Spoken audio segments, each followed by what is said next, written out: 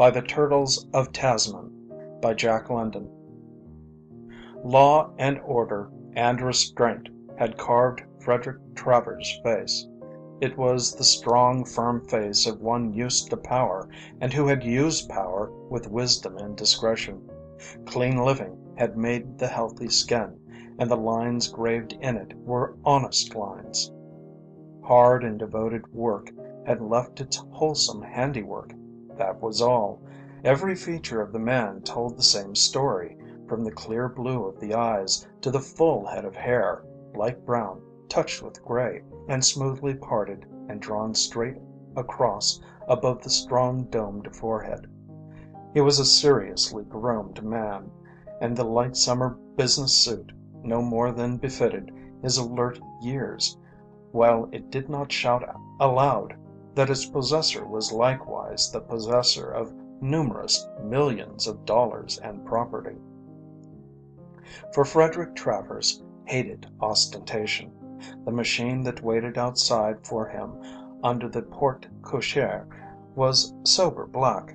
It was the most expensive machine in the county, yet he did not care to flaunt its price or horsepower in a red flare across the landscape, which also was mostly his, from the sand dunes and the everlasting beat of the Pacific breakers, across the fat bottomlands and upland pastures, to the far summits, clad with redwood forest and wreathed in fog and cloud.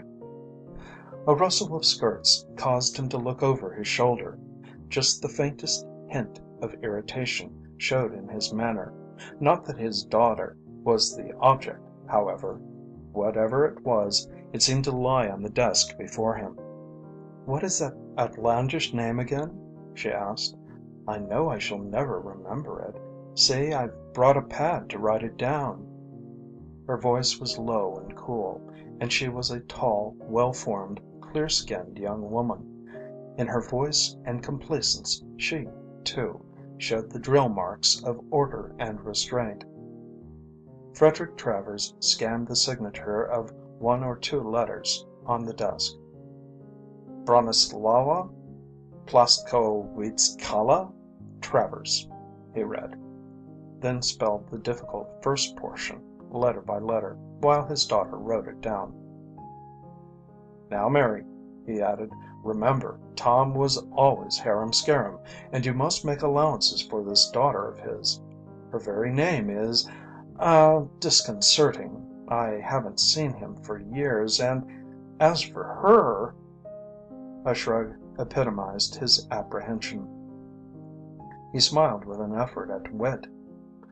"Just the same, they're as much your family as mine. If he is my brother, he is your uncle, and if she's my niece, you're both cousins." Mary nodded. "Don't worry, father. I'll be nice to her, poor thing. What nationality was her mother, to get such an awful name?" "I don't know. Russian or Polish or Spanish or something. It was just like Tom. She was an actress or singer. I don't remember. They met in Buenos Aires. It was an elopement. Her husband—" "Then she was already married?" Mary's dismay was unfeigned and spontaneous, and her father's irritation grew more pronounced. He had not meant that. It had slipped out. "There was a divorce afterward, of course. I never knew the details. Her mother died out in China. No, in Tasmania. It was in China that Tom—" His lips shut with almost a snap. He was not going to make any more slips. Mary waited, then turned to the door, where she paused. "I've given her the rooms over the rose court," she said, "and I'm going now to take a last look." Frederick Travers turned back to the desk, as if to put the letters away, changed his mind, and slowly and ponderingly reread them. "Dear Fred, it's been a long time since I was so near to the old home, and I'd like to take a run up. Unfortunately, I played ducks and drakes with my Yucatan project. I think I wrote about it. And I'm broke as usual. Could you advance me funds for the run? I'd like to arrive first class. Polly is with me, you know. I wonder how you two will get along. Tom. P.S. If it doesn't bother you too much, send it along next mail. Dear Uncle Fred, the other letter ran, in what seemed to him a strange, foreign-taught, yet distinctly feminine hand. Dad doesn't know I am writing this. He told me what he said to you. It is not true. He is coming home to die. He doesn't know it, but I've talked with the doctors, and he'll have to come home, for we have no money. We're in a stuffy little boarding house, and it is not the place for Dad. He's helped other persons all his life, and now is the time to help him. He didn't play ducks and drakes in Yucatan. I was with him, and I know. He dropped all he had there, and he was robbed. He can't play the business game against New Yorkers. That explains it all, and I am proud he can't. He always laughs and says I'll never be able to get along with you, but I don't agree with him. Besides, I've never seen a really, truly blood relative in my life, and there's your daughter. Think of it, a real-life cousin. In anticipation, your niece, Bronislawa Plaskovitskaya Travers. P.S. You'd better telegraph the money, or you won't see Dad at all. He doesn't know how sick he is, and if he meets any of his old friends he'll be off and away on some wild goose chase. He's beginning to talk Alaska. Says it will get the fever out of his bones. Please know that we must pay the boarding house, or else we'll arrive without luggage. B.P.T. Frederick Travers opened the door of a large, built-in safe and methodically put the letters away in a compartment labeled Thomas Travers. Poor Tom, poor Tom, he sighed aloud. End of Part 1. Part 2.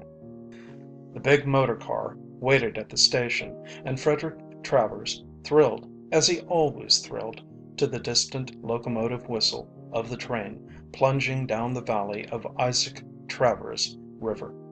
First of all westering white men had Isaac Travers gazed on that splendid valley, its salmon-laden waters, its rich bottoms, and its virgin forest slopes. Having seen, he had grasped and never let go. Land poor, they had called him in the mid-settler period, but that had been in the days when the placers petered out, when there were no wagon roads nor tugs to draw in sailing vessels across the perilous bar, and when his lonely gristmill had been run under armed guards to keep the marauding Klamaths off while wheat was ground. Like father, like son, and what Isaac Travers had grasped, Frederick Travers had held it. It had been the same tenacity of hold. Both had been far-visioned. Both had foreseen the transformation of the utter West, the coming of the railroad, and the building of the new empire on the Pacific shore. Frederick Travers thrilled, too, at the locomotive whistle, because, more than any man's, it was his railroad. His father had died still striving to bring the railroad in across the mountains that averaged $100,000 to the mile. He, Frederick, had brought it in. He had sat up nights over that railroad, bought newspapers, entered politics, and subsidized party machines, and he had made pilgrimages, more than once, at his own expense, to the railroad chiefs of the East. While all the country knew how many miles of his land were crossed by the right-of-way, none of the county guessed nor dreamed the number of his dollars which had gone into guarantees and railroad bonds. He had done much for his county, and the railroad was his last and greatest achievement, the capstone of the Travers effort, the momentous and marvelous thing that had been brought about just yesterday. It had been running 2 years, and, highest proof of all of his judgment, dividends were in sight. And farther-reaching reward was in sight. It was written in the books that the next governor of California was to be spelled Frederick A. Travers. 20 years had passed since he had seen his elder brother, and then it had been after a gap of 10 years. He remembered that night well. Tom was the only man who dared run the bar in the dark, and that last time, between nightfall and the dawn, with a southeaster breezing up, he had sailed his schooner in and out again. There had been no warning of his coming. A clatter of hoofs at midnight, a lathered horse in the stable, and Tom had appeared, the salt of the sea on his face, as his mother attested. An hour only he remained, and on a fresh horse was gone, while rain squalls rattled upon the windows and the rising wind moaned through the redwoods, the memory of his visit a whiff, sharp and strong, from the wild outer world. A week later, sea-hammered and bar-bound for that time, had arrived the revenue cutter Bear, and there had been a column of conjecture in the local paper, hints of a heavy landing of opium and of a vain quest for the mysterious schooner Halcyon. Only Fred and his mother and the several house Indians knew of the stiffened horse in the barn, and of the devious way it was afterward smuggled back to the fishing village on the beach. Despite those 20 years, it was the same old Tom Travers that alighted from the Pullman. To his brother's eyes, he did not look sick. Older he was, of course. The Panama hat did not hide the gray hair, and though indefinably hinting of shrunkenness, the broad shoulders were still broad and erect. As for the young woman with him, Frederick Travers experienced an immediate shock of distaste. He felt it vitally, yet vaguely. It was a challenge and a mock, yet he could not name nor place the source of it. It might have been the dress, of tailored linen and foreign cut, the shirtwaist with its daring stripe, the black wilfulness of the hair, or the flaunt of poppies on the large straw hat, or it might have been the flash and color of her, the black eyes and brows, the flame of rose in the cheeks, the white of the even teeth that showed too readily. A spoiled child, was his thought, but he had no time to analyze, for his brother's hand was in his and he was making his niece's acquaintance. There it was again. She flashed and talked like her color, and she talked with her hands as well. He could not avoid noting the smallness of them. They were absurdly small, and his eyes went to her feet to make the same discovery. Quite oblivious of the curious crowd on the station platform, she had intercepted his attempt to lead to the motor car, and had ranged the brothers side by side. Tom had been laughingly acquiescent, but his younger brother was ill at ease, too conscious of the many eyes of his townspeople. He knew only the old Puritan way. Family displays were for the privacy of the family, not for the public. He was glad she had not attempted to kiss him. It was remarkable she had not. Already he apprehended anything of her.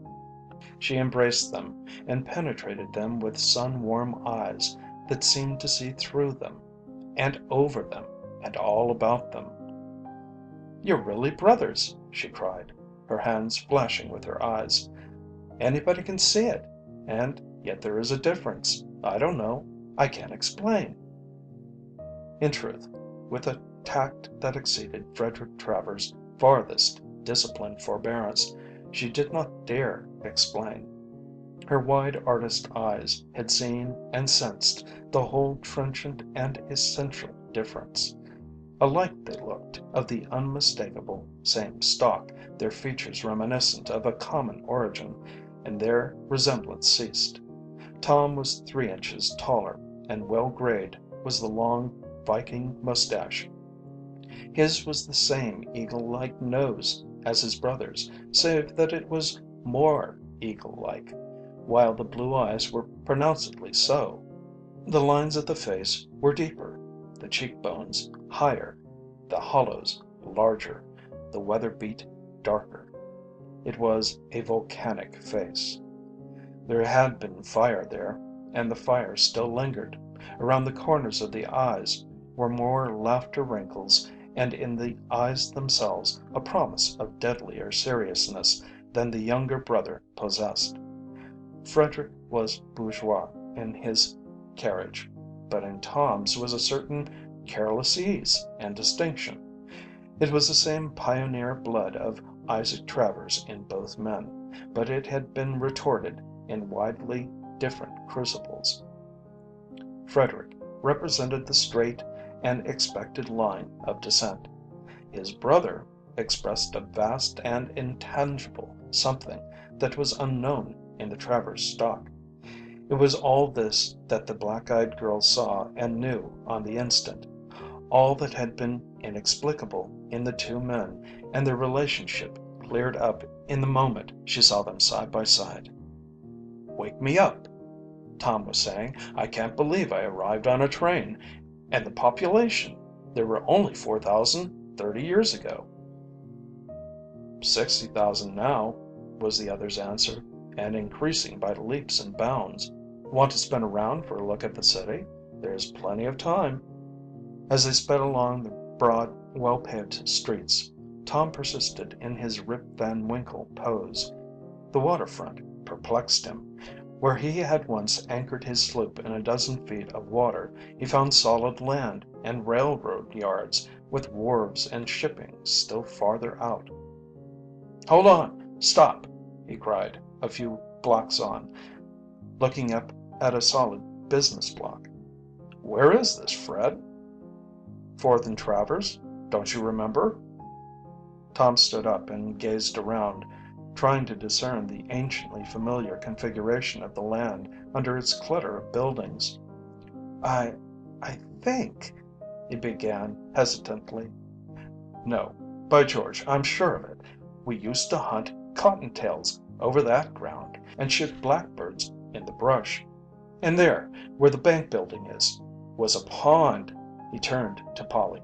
"I built my first raft there and got my first taste of the sea." "Heaven knows how many gallons of it," Frederick laughed, nodding to the chauffeur. "They rolled you on a barrel, I remember." "Oh, more!" Polly cried, clapping her hands. "There's the park," Frederick pointed out a little later, indicating a mass of virgin redwoods on the first dip of the bigger hills. "Father shot 3 grizzlies there one afternoon," was Tom's remark. "I presented 40 acres of it to the city," Frederick went on. "Father bought the quarter section for $1 an acre from Leroy." Tom nodded, and the sparkle and flash in his eyes, like that of his daughter, were unlike anything that ever appeared in his brother's eyes. "Yes," he affirmed, "Leroy, the Negro squawman. I remember the time he carried you and me on his back to Alliance, the night the Indians burned the ranch. Father stayed behind and fought." "But he couldn't save the grist mill. It was a serious setback to him." "Just the same, he nailed 4 Indians." In Polly's eyes now appeared the flash and sparkle. "An Indian fighter!" she cried. "Tell me about him." "Tell her about Travers Ferry," Tom said. "That's a ferry on the Klamath River, on the way to Orleans Bar and Siskiyou. There was great packings into the diggings in those days, and among other things, Father had made a location there. There was rich bench farming land too. He built a suspension bridge, wove the cables on the spot with sailors and materials freighted in from the coast. It cost him $20,000. The first day it was open, 800 mules crossed at $1 a head, to say nothing of the toll for foot and horse. That night the river rose. The bridge was 140 feet above low water mark. Yet the freshet rose higher than that and swept the bridge away. He'd have made a fortune there otherwise." "That wasn't it at all," Tom blurted out impatiently. "It was at Travers Ferry that Father and old Jacob Vance were caught by a war party of Mad River Indians. Old Jacob was killed right outside the door of the log cabin. Father dragged the body inside and stood the Indians off for a week. Father was some shot. He buried Jacob under the cabin floor. I still run the ferry, Frederick went on, though there isn't so much travel as in the old days. I freight by wagon road to the reservation, and then mule back on up the Klamath and clear into the forks of Little Salmon. I have 12 stores on that chain now, a stage line to the reservation, and a hotel there. Quite a tourist trade is beginning to pick up." And the girl, with curious brooding eyes, looked from brother to brother as they so differently voiced themselves and life. "Ay, he was some man, father was," Tom murmured. There was a drowsy note in his speech that drew a quick glance of anxiety from her. The machine had turned into the cemetery and now halted before a substantial vault on the crest of the hill. "I thought you'd like to see it," Frederick was saying. "I built that mausoleum myself, most of it with my own hands. Mother wanted it. The estate was dreadfully encumbered. The best bid I could get out of the contractors was 11,000. I did it myself for a little over 8." "Must have worked nights," Tom murmured admiringly and more sleepily than before. "I did, Tom, I did. Many a night by lantern light I was so busy. I was reconstructing the waterworks then. The artesian wells had failed, and Mother's eyes were troubling her. You remember, cataract. I wrote you. She was too weak to travel, and I brought the specialists up from San Francisco. Oh, my hands were full. I was just winding up the disastrous affairs of the steamer line Father had established to San Francisco, and I was keeping up the interest on mortgages to the tune of $180,000. A soft, stertorous breathing interrupted him. Tom, chin on chest, was asleep. Polly, with a significant look, caught her uncle's eye. Then her father, after an uneasy, restless movement, lifted drowsy lids. "'Tis a warm day," he said with a bright, apologetic laugh. "I've been actually asleep. Are we near home?" Frederick nodded to the chauffeur, and the car rolled on.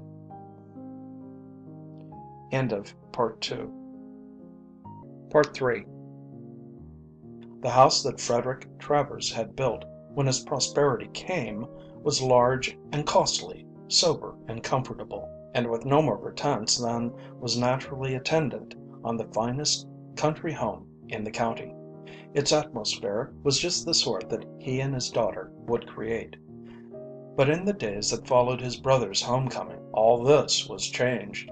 Gone was the subdued and ordered repose. Frederick was neither comfortable nor happy. There was unwonted flurry of life and violation of sanctions and traditions. Meals were irregular and protracted, and there were midnight chafing dish suppers and bursts of laughter at the most inappropriate hours. Frederick was abstemious. A glass of wine at dinner was his wildest excess. 3 cigars a day he permitted himself, and these he smoked either on the broad veranda or in the smoking room. What else was a smoking room for? Cigarettes he detested. Yet his brother was ever rolling thin, brown paper cigarettes and smoking them wherever he might happen to be. A litter of tobacco crumbs was always to be found in the big easy chair he frequented, and among the cushions of the window seats. Then there were the cocktails. Brought up under the stern tutelage of Isaac and Eliza Travers, Frederick looked upon liquor in the house as an abomination. Ancient cities had been smitten by God's wrath for just such practices. Before lunch and dinner, Tom, aided and abetted by Polly, mixed an endless variety of drinks, she being particularly adept with strange swivel stick concoctions learned at the ends of the earth. To Frederick, at such times, it seemed that his butler's pantry and dining room had been turned into bar rooms. When he suggested this, under a facetious show, Tom proclaimed that when he made his pile, he would build a liquor cabinet in every living room of his house. And there were more young men at the house than formerly, and they helped in disposing of the cocktails. Frederick would have liked to account in that manner for their presence, but he knew better. His brother and his brother's daughter did what he and Mary had failed to do. They were the magnets. Youth and joy and laughter drew to them. The house was lively with young life. Ever, day and night, the motor cars honked up and down the graveled drives. There were picnics and expeditions in the summer weather, moonlight sails on the bay, starts before dawn or homecomings at midnight, and often, of nights, the many bedrooms were filled as they had never been before. Tom must cover all his boyhood ramblings, catch trout again on Bull Creek, shoot quail over Wolcott's Prairie, get a deer on Round Mountain. That deer was a cause of pain and shame to Frederick. What if it was close season? Tom had triumphantly brought home the buck and gleefully called it Sidehill salmon when it was served and eaten at Frederick's own table. They had clambakes at the head of the bay and musselbakes down by the roaring surf, and Tom told shamelessly of the halcyon and of the run of contraband, and asked Frederick before them all how he had managed to smuggle the horse back to the fishermen without discovery. All the young men were in the conspiracy with Polly to pamper Tom to his heart's desire, and Frederick heard the true inwardness of the killing of the deer, of its purchase from the overstocked Golden Gate Park, of its crated carriage by train, horse team, and mule back to the fastnesses of Round Mountain, of Tom falling asleep beside the deer run the first time it was driven by, of the pursuit by the young men, the jaded saddle horses, the scrambles and the falls, and the roping of it at Burnt Ranch clearing, and finally of the triumphant culmination when it was driven past a second time and Tom had dropped it at 50 yards. To Frederick there was a vague hurt in it all. When had such consideration been shown him? There were days when Tom could not go out, postponements of outdoor frolics, when, still the center, he sat and drowsed in the big chair, waking at times, in that unexpected, queer, bright way of his, to roll a cigarette and call for his ukulele, a sort of miniature guitar of Portuguese invention. Then, with strumming and tum-tumming, the live cigarette laid aside to the imminent peril of polished wood, his full baritone would roll out in South Sea hulas and sprightly French and Spanish songs. One, in particular, had pleased Frederick at first. The favorite song of a Tahitian king, Tom explained, the last of the Pomers, who had himself composed it, and was wont to lie on his mats by the hour singing it. It consisted of the repetition of a few syllables. "Et mu ru ru et vau," it ran, and that was all of it, sung in a stately, endless, ever-varying chant, accompanied by solemn chords from the ukulele. Polly took great joy in teaching it to her uncle, but when, himself questing for some of this genial flood of life that bathed about his brother, Frederick essayed the song, he noted suppressed glee on the part of his listeners, which increased, through giggles and snickers, to a great outburst of laughter. To his disgust and dismay, he learned that the simple phrase he had repeated and repeated was nothing else than "I am so drunk." He had been made a fool of. Over and over, solemnly and gloriously, he, Frederick Travers, had announced how drunk he was. After that he slipped quietly out of the room whenever it was sung. Nor could Polly's later explanation that the last word was happy and not drunk reconcile him, for she had been compelled to admit that the old king was a toper, and that he was always in his cups when he struck up the chant. Frederick was constantly oppressed by the feeling of being out of it all. He was a social being, and he liked fun, even if it were of a more wholesome and dignified brand than that to which his brother was addicted. He could not understand why, in the past, the young people had voted his house a bore and come no more, save on state and formal occasions, until now, when they flocked to it and to his brother, but not to him. Nor could he like the way the young women petted his brother and called him Tom, while it was intolerable to see them twist and pull his buccaneer mustache in mock punishment when his sometimes too jolly banter sank home to them. Such conduct was a profanation to the memory of Isaac and Eliza Travers. There was too much an air of revelry in the house. The long table was never shortened, while there was extra help in the kitchen. Breakfast extended from 4 until 11, and the midnight suppers, entailing raids on the pantry and complaints from the servants, were a vexation to Frederick.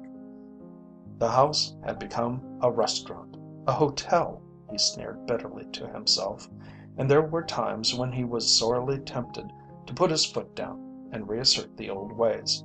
But somehow the ancient sorcery of his masterful brother was too strong upon him, and at times he gazed upon him with a sense almost of awe, groping to fathom the alchemy of charm, baffled by the strange lights and fires in his brother's eyes, and by the wisdom of far places and of wild nights and days written in his face. What was it? What lordly vision had the other glimpsed? He, the irresponsible and careless one. Frederick remembered a line of an old song. Along the shining ways he came. Why did his brother remind him of that line? Had he, who in boyhood had known no law, who in manhood had exalted himself above law, in truth found the shining ways? There was an unfairness about it that perplexed Frederick, until he found solace in dwelling upon the failure Tom had made of life. Then it was, in quiet intervals, that he got some comfort, and stiffened his own pride by showing Tom over the estate. "You have done well, Fred," Tom would say. "You have done very well." He said it often, and often he drowsed in the big smooth running machine. "Everything orderly and sanitary and spick and span, not a blade of grass out of place," was Polly's comment. "How do you ever manage it? I should not like to be a blade of grass on your land," she concluded, with a little shivery shudder. "You have worked hard," Tom said. "Yes, I have worked hard," Frederick affirmed. "It was worth it." He was going to say more, but the strange flash in the girl's eyes brought him to an uncomfortable pause. He felt that she measured him, challenged him. For the first time, his honorable career of building a county commonwealth had been questioned, and by a chit of a girl, the daughter of a wastrel, herself but a flighty, fly-away, foreign creature. Conflict between them was inevitable. He had disliked her from the first moment of meeting. She did not have to speak. Her mere presence made him uncomfortable. He felt her unspoken disapproval, though there were times when she did not stop at that. Nor did she mince language. She spoke forthright, like a man, and as no man had ever dared to speak to him. "I wonder if you ever miss what you've missed," she told him. "Do you ever, once in your life, turn yourself loose and rip things up by the roots? Did you ever once get drunk? Or smoke yourself black in the face? Or dance a hoedown on the 10 Commandments? Or stand up on your hind legs and wink like a good fellow at God?" "Isn't she a rare one?" Tom gurgled. "Her mother over again." Outwardly smiling and calm, there was a chill of horror at Frederick's heart. It was incredible. "I think it is the English," she continued, "who have a saying that a man has not lived until he has kissed his woman and struck his man. I wonder, confess up now, if you ever struck a man." "Have you?" he countered. She nodded, an angry, reminiscent flash in her eyes, and waited. "No, I have never had that pleasure," he answered slowly. "I early learned control." Later, irritated by his self-satisfied complacence, and after listening to a recital of how he had cornered the Klamath salmon packing, planted the first oysters on the bay, and established that lucrative monopoly, and of how, after exhausting litigation and a campaign of years, he had captured the waterfront of Williamsport and thereby won to control of the lumber combine, she returned to the charge. "You seem to value life in terms of profit and loss," she said. "I wonder if you have ever known love." The shaft went home. He had not kissed his woman. His marriage had been one of policy. It had saved the estate in the days when he had been almost beaten in the struggle to disencumber the vast holdings Isaac Travers' wide hands had grasped. The girl was a witch. She had probed an old wound and made it hurt again. He had never had time to love. He had worked hard. He had been president of the Chamber of Commerce, mayor of the city, state senator. But he had missed love. At chance moments he had come upon Polly, openly and shamelessly in her father's arms, and he had noted the warmth and tenderness in their eyes. Again he knew that he had missed love. Wanton as was the display, not even in private did he and Mary so behave. Normal, formal, and colorless, she was what was to be expected of a loveless marriage. He even puzzled to decide whether the feeling he felt for her was love. Was he himself loveless as well? In the moment following Polly's remark he was aware of a great emptiness.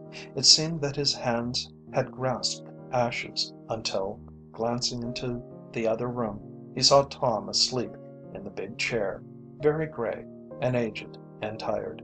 He remembered all that he had done, all that he possessed. Well, what did Tom possess? What had Tom done, save play ducks and drakes with life and wear it out until all that remained was that dimly flickering spark in a dying body? What bothered Frederick in Polly was that she attracted him as well as repelled him. His own daughter had never interested him in that way. Mary moved along frictionless grooves, and to forecast her actions was so effortless that it was automatic. But Polly, many-hued, protean-natured, he never knew what she was going to do next. "Keeps you guessing, eh?" Tom chuckled.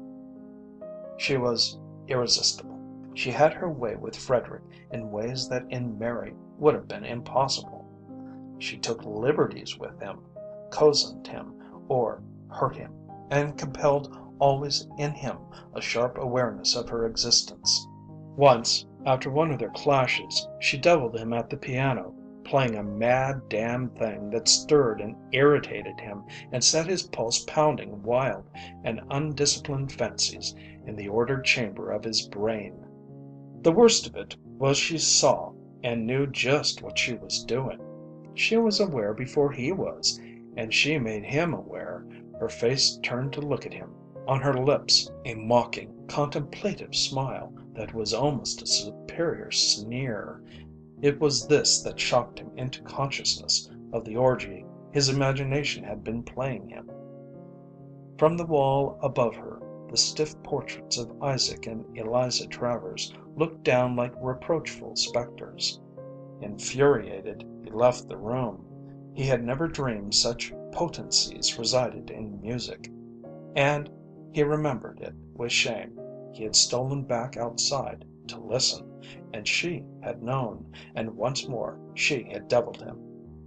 When Mary asked him what he thought of Polly's playing, an unbidden contrast leapt to his mind. Mary's music reminded him of church. It was cold and bare as a Methodist meeting house. but Polly's was like the mad and lawless ceremonial of some heathen temple where incense arose and nautch girls writhed. "She plays like a foreigner," he answered, pleased with the success and oppositeness of his evasion. "She is an artist," Mary affirmed solemnly. "She is a genius. When does she ever practice? When did she ever practice? You know how I have. My best is like a five-finger exercise compared with the foolishest thing she ripples off. Her music tells me things. Oh, things wonderful and unutterable. Mine tells me 1, 2, 3, 1, 2, 3. Oh, it is maddening. I work and get nowhere. It is unfair. Why should she be born that way and not I?" Love was Frederick's immediate and secret thought, but before he could dwell upon the conclusion, the unprecedented had happened and Mary was sobbing in a breakdown of tears. He would have liked to take her in his arms, after Tom's fashion, but he did not know how. He tried, and found Mary as unschooled as himself. It resulted only in an embarrassed awkwardness for both of them. The contrasting of the two girls was inevitable.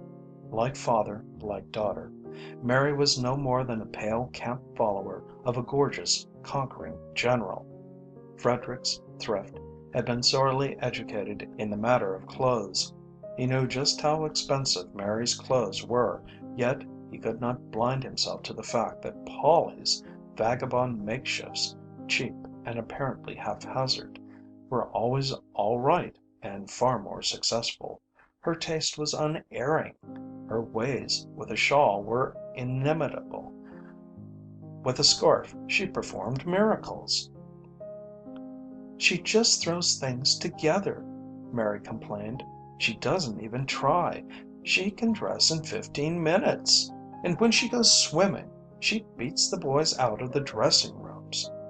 Mary was honest and incredulous in her admiration. "I can't see how she does it. No one could dare those colors, but they look just right on her. She's always threatened that when I become finally flat broke she'd set up dressmaking and take care of both of us," Tom contributed. Frederick, looking over the top of a newspaper, was witness to an illuminating scene.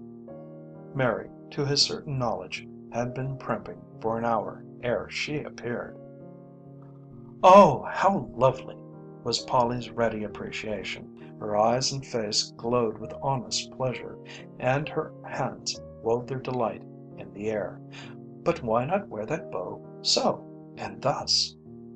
Her hands flashed to the task, and in a moment the miracle of taste and difference achieved by her touch was apparent even to Frederick. Polly was like her father, generous to the point of absurdity with her meager possessions. Mary admired a Spanish fan, a Mexican treasure that had come down from one of the grand ladies of the court of the Emperor Maximilian. Polly's delight flamed like wildfire. Mary found herself the immediate owner of the fan, almost laboring under the fictitious impression that she had conferred an obligation by accepting it. Only a foreign woman could do such things, and Polly was guilty of similar gifts to all the young women. It was her way. It might be a lace handkerchief, a pink pomatum pearl, or a comb of hawksbill turtle. It was all the same. Whatever their eyes rested on in joy was theirs. To women, as to men, she was irresistible. "I don't dare admire anything more," was Mary's plaint. "If I do, she always gives it to me." Frederick had never dreamed such a creature could exist. The women of his own race and place had never adumbrated such a possibility. He knew that whatever she did, her quick generosities, her hot enthusiasms or angers, her bird-like caressing ways, was unbelievably sincere. Her extravagant moods at the same time shocked and fascinated him. Her voice was as mercurial as her feelings. There were no even tones, and she talked with her hands. Yet, in her mouth, English was a new and beautiful language, softly limpid, with an audacity of phrase and tellingness of expression that conveyed subtleties and nuances as unambiguous and direct as they were expected from one of such childlikeness and simplicity. He woke up of nights and on his darkened eyelids saw bright memory pictures of the backward turn of her vivid, laughing face. End of Part 3. Part 4. Like daughter, like father, Tom, too, had been irresistible. All the world still called to him, and strange men came from time to time with its messages. Never had there been such visitors to the Travers home. Some came with the reminiscent roll of the sea in their gait. Others were black-browed ruffians. Still others were fever-burnt and sallow, and about all of them was something bizarre and outlandish. Their talk was likewise bizarre and outlandish, of things to Frederick unguessed and undreamed, though he recognized the men for what they were, soldiers of fortune, adventurers, free lances of the world. But the big patent thing was the love and loyalty they bore their leader. They named him variously: Black Tom, Blondine, Husky Travers, Malamute Tom, Swiftwater Tom, but most of all he was Captain Tom. Their projects and propositions were equally various, from the South Sea trader with the discovery of a new guano island, and the Latin American with a nascent revolution on his hands, on through Siberian gold chases and the prospecting of the placer benches of the upper Kuskokeem, to darker things that were mentioned only in whispers. And Captain Tom regretted the temporary indisposition that prevented immediate departure with them, and continued to sit and drowse more and more in the big chair. It was Polly, with a camaraderie distasteful to her uncle, who got these men aside and broke the news that Captain Tom would never go out on the shining ways again. But not all of them came with projects. Many made love calls on their leader of old and unforgettable days, and Frederick sometimes was a witness to their meeting, and he marveled anew at the mysterious charm in his brother that drew all men to him. "By the turtles of Tasman," cried one, "when I heard you was in California, Captain Tom, I just had to come and shake hands. I reckon you ain't forgot Tasman, eh? Nor the scrap at Thursday Island. Say, old Tasman was killed by his niggers only last year, up German New Guinea way. Remember his cook boy, Ngani? He was the ringleader. Tasman swore by him, but Ngani hatcheted him just the same." "Shake hands with Captain Carlson, Fred," was Tom's introduction of his brother to another visitor. "He pulled me out of a tight place on the West Coast once. I'd have cashed in, Carlson, if you hadn't happened along." Captain Carlson was a giant hulk of a man, with gimlet eyes of palest blue, a slash-scarred mouth that a blazing red beard could not quite hide, and a grip in his hand that made Frederick squirm. A few minutes later Tom had his brother aside.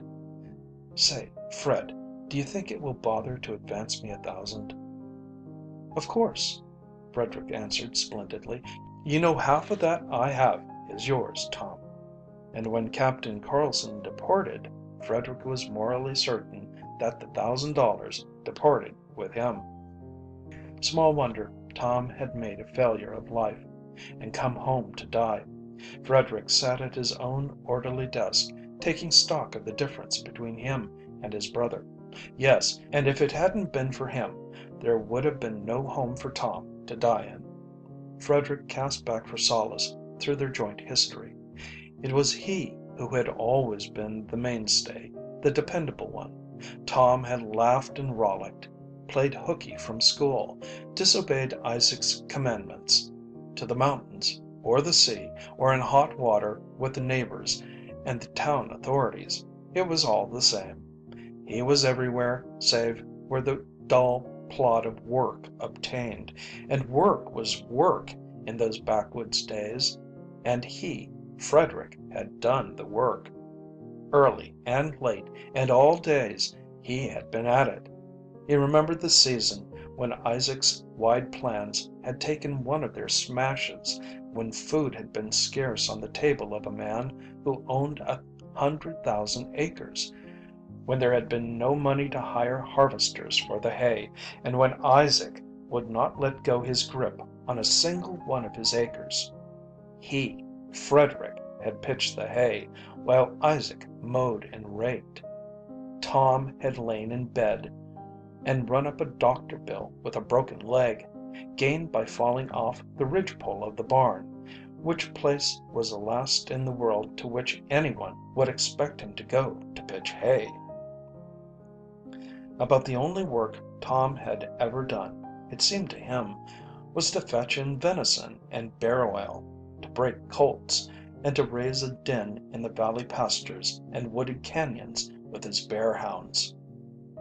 Tom was the elder, yet when Isaac died, the estate, with all its vast possibilities, would have gone to ruin, had not he, Frederick, buckled down to it and put the burden on his back.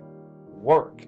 He remembered the enlargement of the town water system, how he had maneuvered and financed, persuaded small loans at ruinous interest, and laid pipe and made joints by lantern light while the workmen slept, and then been up ahead of them and to outline and direct and rack his brains over the raising of the next week-end wages.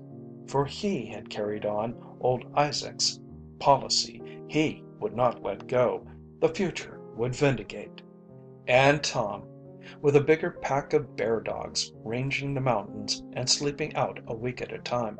Frederick remembered the final conference in the kitchen.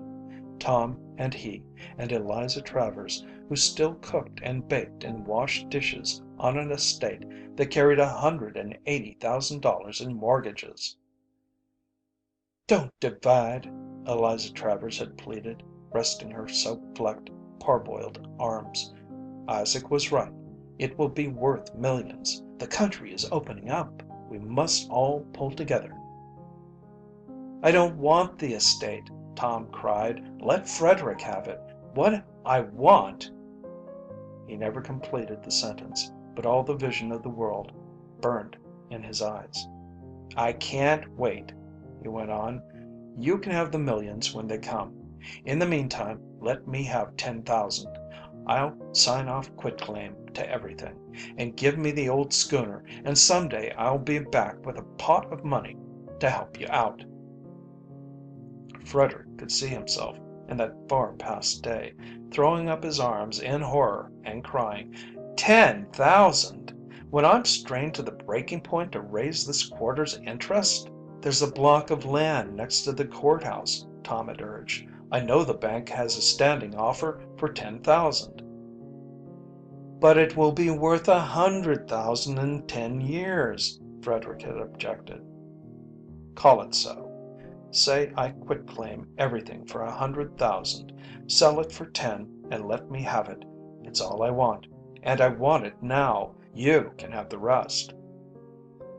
And Tom had had his will, as usual. The block had been mortgaged instead of sold, and sailed away in the old schooner, the benediction of the town upon his head, for he had carried away in his crew half the riffraff of the beach. The bones of the schooner had been left on the coast of Java. That had been when Eliza Travers was being operated on for her eyes, and Frederick had kept it from her until indubitable proof came that Tom was still alive. Frederick went over to his files and drew out a drawer labeled "Thomas Travers." In it were packets, methodically arranged. He went over the letters. They were from everywhere: China, Rangoon, Australia, South Africa, the Gold Coast, Patagonia, Armenia, Alaska. Briefly and infrequently written, they epitomized the wanderer's life. Frederick ran over in his mind a few of the glimpsed highlights of Tom's career. He had fought in some sort of foreign troubles in Armenia. He had been an officer in the Chinese army, and it was a certainty that the trade he later drove in the China seas was illicit.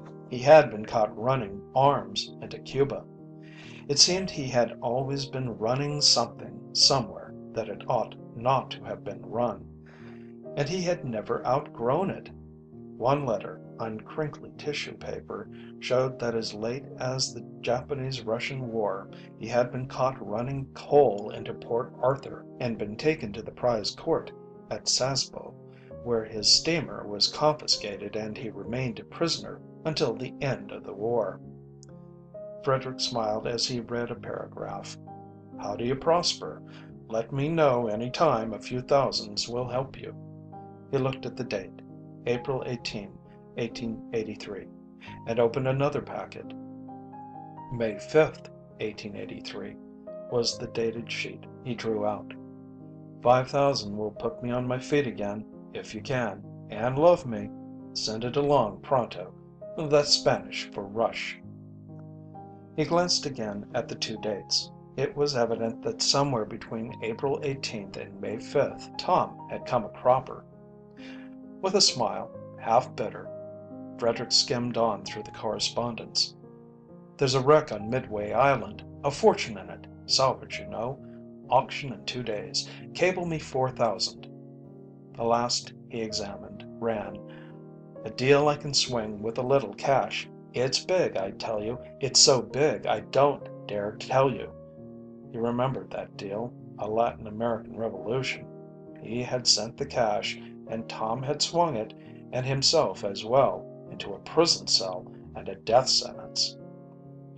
Tom had meant well, there was no denying that, and he had always religiously forwarded his IOUs. Frederick musingly weighed the packet of them in his hand, as though to determine if any relation existed between the weight of paper and the sums of money represented on it. He put the drawer back in the cabinet and passed out. Glancing in at the big chair, he saw Polly just tiptoeing from the room. Tom's head lay back, and his breathing was softly heavy, the sickness pronouncedly apparent on his relaxed face. End of Part 4. Part 5. "I have worked hard," Frederick explained to Polly that evening on the veranda, unaware that when a man explains it is a sign his situation is growing parlous. "I have done what came to my hand, how creditably it is for others to say. And I have been paid for it. I have taken care of others and taken care of myself. The doctors say they have never seen such a constitution in a man of my years.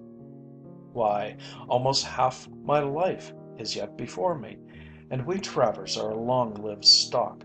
I took care of myself, you see, and I have myself to show for it.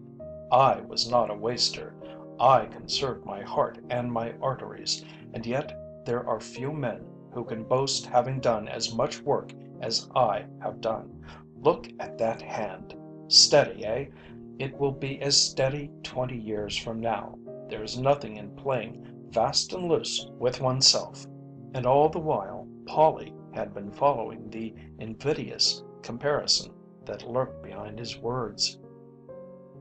"You can write honorable before your name," she flashed up proudly, "but my father has been a king. He has lived. Have you lived? What have you got to show for it? Stocks and bonds, and houses and servants. Poof! Heart and arteries and a steady hand. Is that all?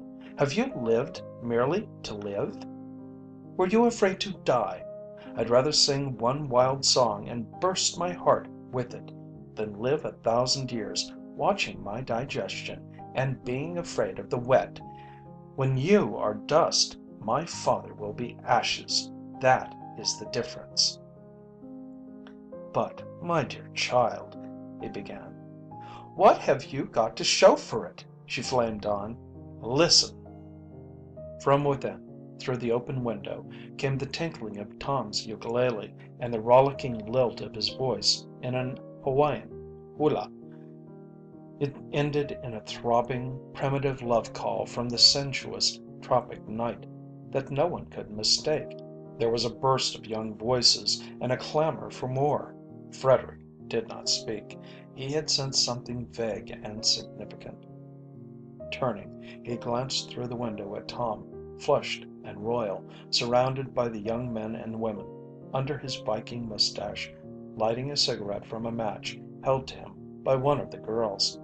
It abruptly struck Frederick that never had he lighted a cigar at a match held in a woman's hand. "Dr. Tyler says he oughtn't to smoke. It only aggravates," he said, and it was all he could say. As the fall of the year came on, a new type of men began to frequent the house.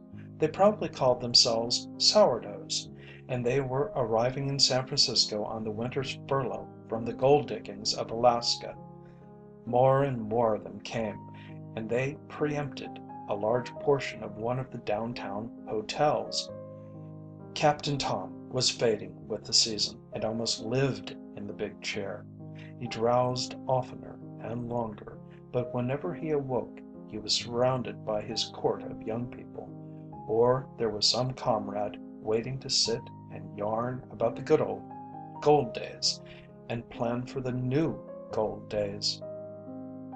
For Tom, Husky Travers, the Yukoners named him, never thought that the end approached. A temporary illness, he called it, the natural enfeeblement following upon a prolonged bout with Yucatan fever. In the spring he would be right and fit again. Cold weather was what he needed. His blood had been cooked. In the meantime, it was a case of take it easy and make the most of the rest. And no one undeceived him. Not even the Yukoners, who smoked pipes and black cigars and chewed tobacco on Frederick's broad verandas until he felt like an intruder in his own house. There was no touch with them. They regarded him as a stranger to be tolerated. They came to see Tom, and their manner of seeing him was provocative of innocent envy pangs to Frederick. Day after day he watched them. He would see the Yukoners meet, perhaps one just leaving the sick room, and one just going in. They would clasp hands, solemnly and silently, outside the door. The newcomer would question with his eyes, and the other would shake his head. And more than once Frederick noted the moisture in their eyes. Then the newcomer would enter and draw his chair up to Tom's, and with jovial voice proceed to plan the outfitting for the exploration of the upper Kuskokwim, for it was there Tom was bound in the spring.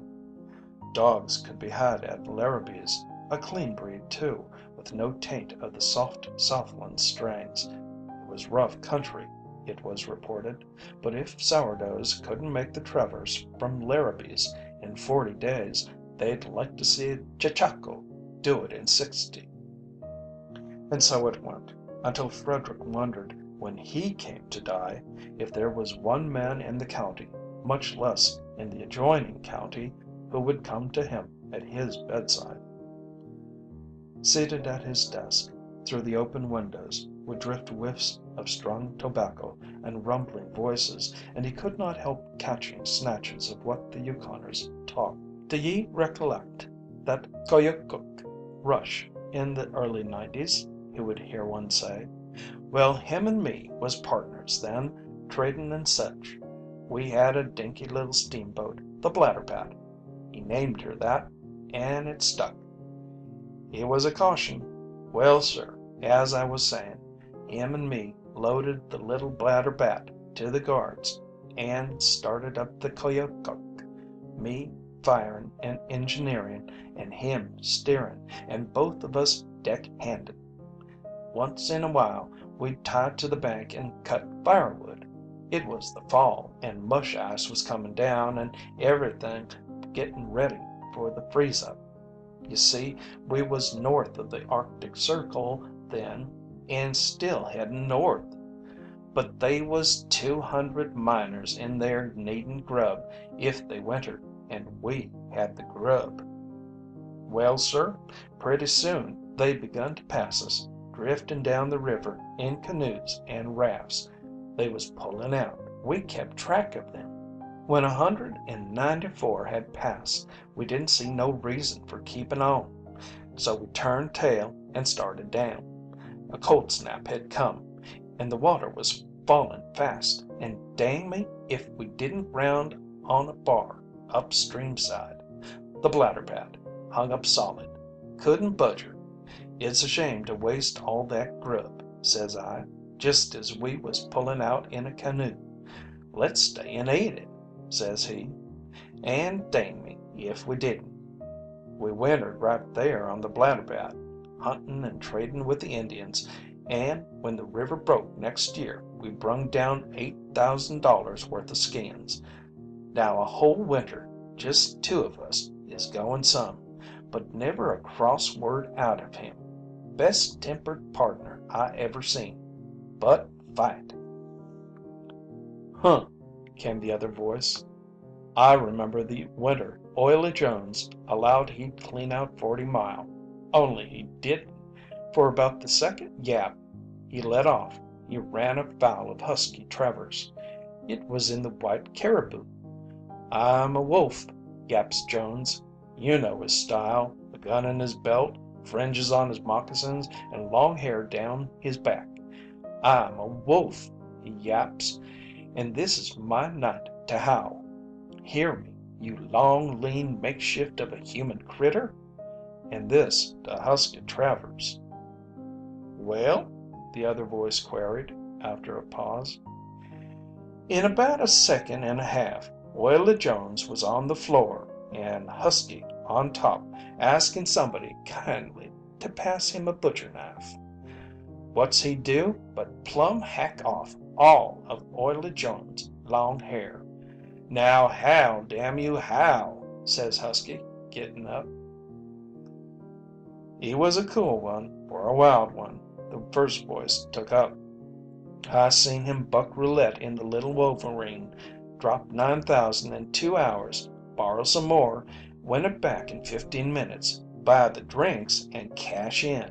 Dang me, all in 15 minutes. One evening, Tom was unusually brightly awake, and Frederick, joining the rapt young circle, sat and listened to his brother's serio-comic narrative of the night, of wreck on the island of Blang, of the swim through the sharks where half the crew was lost, of the great pearl which Dessaix brought ashore with him, of the head-decorated palisade that surrounded the grass palace wherein dwelt the Malay Queen with her royal consort, a shipwrecked Chinese Eurasian, of the intrigue for the pearl of Dessaix, of mad feasts and dances in the barbaric night, and quick dangers and sudden deaths, of the Queen's love-making to Dessaix, of Dessaix's love-making to the Queen's daughter, and of Dessaix, every joint crushed, still alive, staked out on the reef at low tide